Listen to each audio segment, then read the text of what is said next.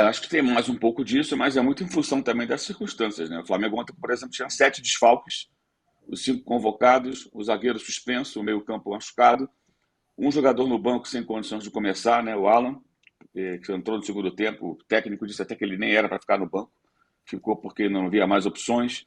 Ainda perdeu machucado outro jogador para o segundo tempo, que foi o Cebolinha. Depois saiu machucado o Ayrton Lucas. Aí teve que entrar o Cleiton, que é zagueiro improvisado na lateral. O Léo Ortiz jogou novamente no meio-campo. Então o time está bem remendado.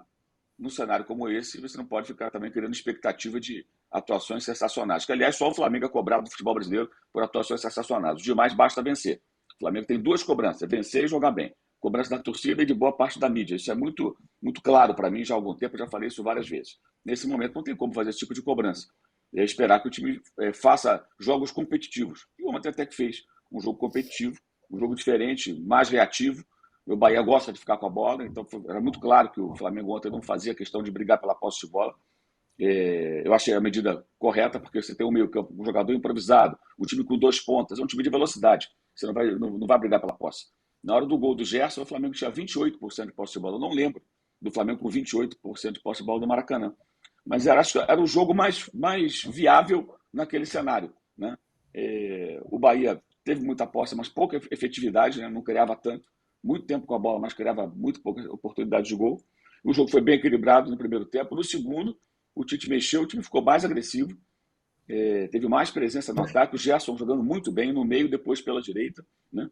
O Davi Luiz também liderando ali a defesa, ganhando várias bolas pelo alto e interceptando vários cruzamentos. E aí o Flamengo consegue o gol no final da maneira que tinha conseguido no Paraná, né? Lutando até o fim, que acho que essa é a grande novidade, né?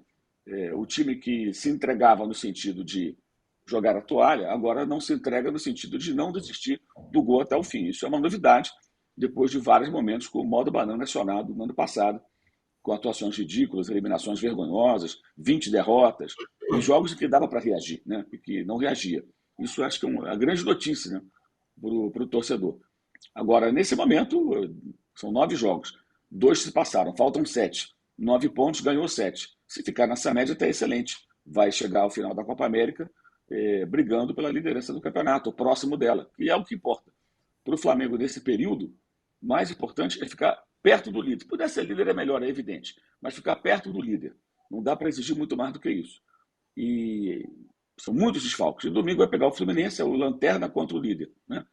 Tem um clássico, essa coisa toda, mas pelo futebol ridículo que o Fluminense vem jogando, é uma possibilidade boa de vencer mesmo com os desfalques, né? Então é importante agora manter essa concentração para o Flamengo conseguir, quem sabe, chegar a 12 pontos disputados ganhando 10, no caso de uma vitória sobre o Fluminense. E qualquer placar, entre aspas, é goleada, não dá para exigir mais do que isso. Eu já vi gente falando, viu, o Flamengo reclama, mas o time é bom a si mesmo. Sim, o time é bom a si mesmo. O time é bom a si mesmo. Mas esse não é o time do Flamengo.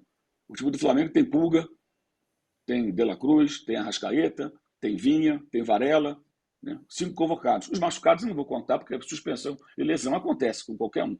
Mas 5 jogadores arrancados de uma vez só. O Atlético perdeu 3, aí teve mais problemas, tomou 8 gols em 2 jogos, né? Porque muitos desfalques, aí juntou com uma expulsão no primeiro tempo do Hulk contra o Palmeiras. Ontem o time completamente mutilado, né?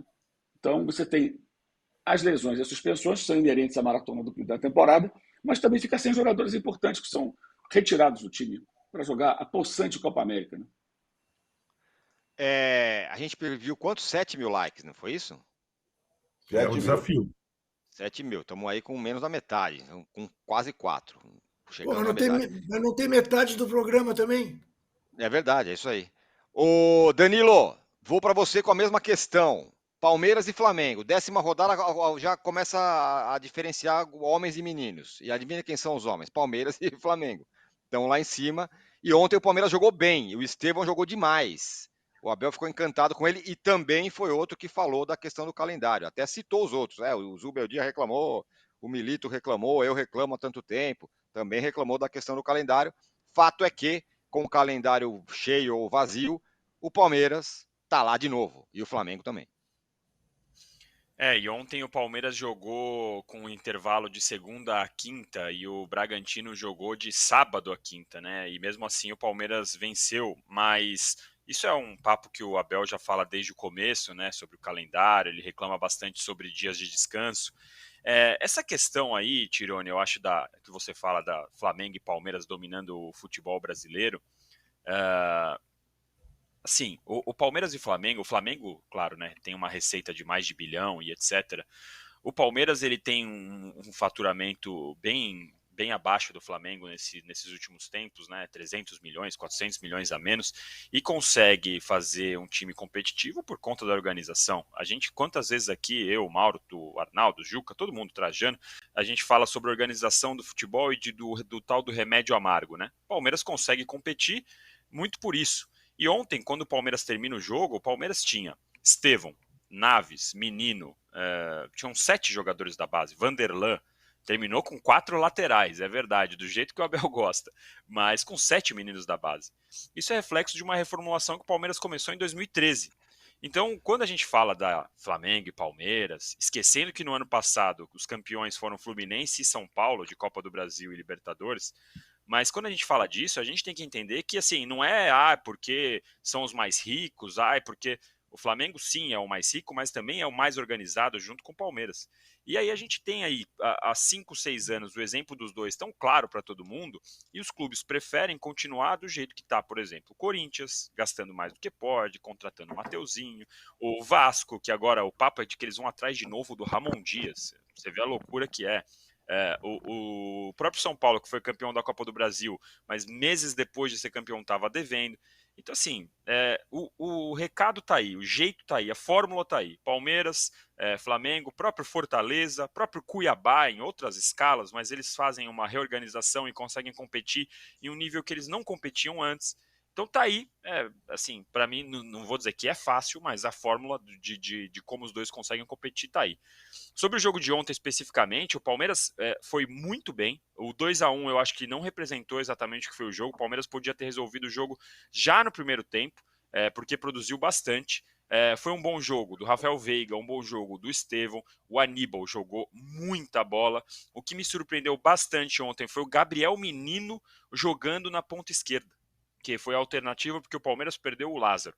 E aí quando você vê o Gabriel Menino, que fazia um bom tempo que não jogava um bom futebol, entrar na esquerda e jogar bem é realmente surpreendente. Eu fiquei pensando no último programa aqui, quando o Trajano disse que a gente não vê treino, que a gente não consegue ter uma certeza de que os jogadores compram e como que é a relação do treinador no dia a dia, mas quando a gente vê demonstração como ontem eu vi na do Palmeiras, como o time jogando da forma que jogou, com o Gabriel Menino jogando na esquerda, para mim essa é uma demonstração de como os jogadores compram a filosofia do treinador e como o treinador ele consegue colocar na cabeça dos caras o que eles querem. O Estevão, com 17 anos, ele realmente volta para marcar lateral como se ele tivesse ali adaptado com a tática do Abel há 40 anos.